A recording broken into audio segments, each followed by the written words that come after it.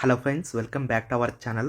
Current ఆఫీస్లో పనిచేయడానికి 10+2 diploma క్వాలిఫికేషన్తో apply చేసుకునే విధంగా ఇప్పుడే నోటిఫికేషన్ అయితే వచ్చింది.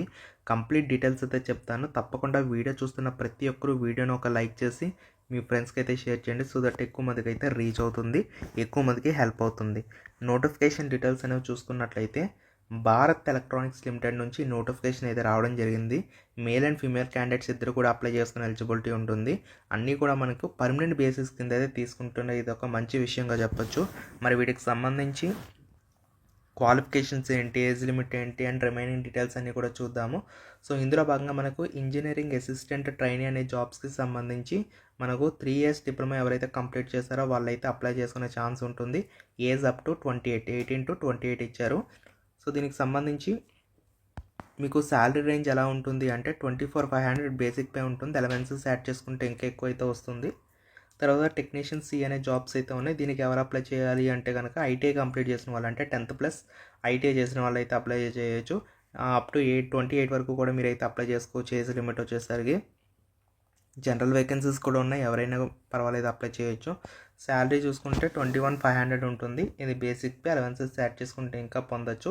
అయితే ఇనీషియల్గా 6 months పాటు మీకు ట్రైనింగ్ అయితే ఉంటుంది. ట్రైనింగ్ పీరియడ్ ఆఫ్ టైంలో మీకు స్టైఫండ్ వచ్చేసి అరౌండ్ 24,000 అయితే వస్తుందని చెప్తున్నారు. Successful completion of training complete అయిపోయిన తర్వాత మీకు ఇక్కడ పర్మనెంట్ జాబ్ అయితే ఇస్తామని చెప్పి మెన్షన్ చేస్తున్నారు. ఆల్ ఇండియన్ సిటిజన్స్ అందరికీ ఎలిజిబిలిటీ ఉంటుంది. కట్ ఆఫ్ వచ్చేసరికి ఏజ్కి సంబంధించి 1/6/2026 చూడండి. 18 to 28 ఉన్న వాళ్ళందరూ కూడా అప్లై చేసుకునే ఛాన్స్ అయితే ఉంటుంది. ఓబీసీ వాళ్ళకి సంబంధించి 3 years, SC/ST 5 and physically handicapped వాళ్ళకి 10 years మీకు రిలాక్సేషన్స్ అయితే as per central government norms ప్రకారం మీకు అయితే అప్లికబుల్ అయితే అవుతాయని చెప్పి మెన్షన్ చేస్తున్నారు. ఓకేనా. సో ఎవరైతే డిప్లొమా కానీ ఐటీఐ కానీ ఫినిష్ చేస్తారో వాళ్ళైతే ఖచ్చితంగా యూటిలైజ్ చేసుకునే ప్రయత్నం చేయండి. చాలా మంచి జాబ్స్గా చెప్పచ్చు. దీనికి ఎక్స్పీరియన్స్ కూడా ఏమీ అవసరం లేదు, నిల్ అంటే మనకు ఎక్స్పీరియన్స్ అయితే రిక్వైర్మెంట్ లేదు, ఎవరైనా కూడా అప్లై చేయొచ్చు క్వాలిఫికేషన్స్ ఉంటే. దీనికి సంబంధించి ఒక కంప్యూటర్ ఆధారైతే ఎగ్జామ్ అయితే పెడతారు. ఎవరైతే షార్ట్ లిస్ట్ అయ్యారో వాళ్ళకి సంబంధించి ఒక ఎగ్జామ్ అయితే ఉంటుంది. సో కంప్యూటర్ ఆధారైతే ఎగ్జామ్ అయితే ఉంటుందని చెప్పి మెన్షన్ చేస్తున్నారు. అప్లికేషన్స్ అన్నీ కూడా మీరు ఆన్లైన్ విధానంలో మాత్రమే సబ్మిట్ చేయాలని చెప్పి క్లియర్గా అయితే మెన్షన్ చేస్తారు.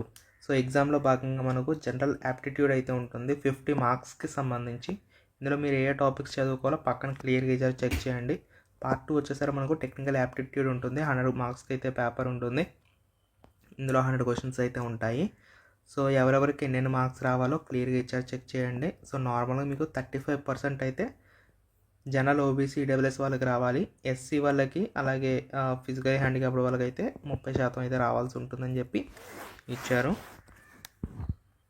అప్లికేషన్ ఫీజు చూసుకున్నట్లయితే 590 ఉంటుంది. జనరల్ ఓబీసీ ఈడబ్ల్యూఎస్ వాళ్ళకి, SC/ST physically handicapped X-service men వాళ్ళకి ఫీ ఎగ్జామ్షన్ ఉంటుంది. అంటే ఫ్రీగానే అప్లై చేసుకోవచ్చు, యూటిలైజ్ చేసుకోవచ్చు హ్యాపీగా.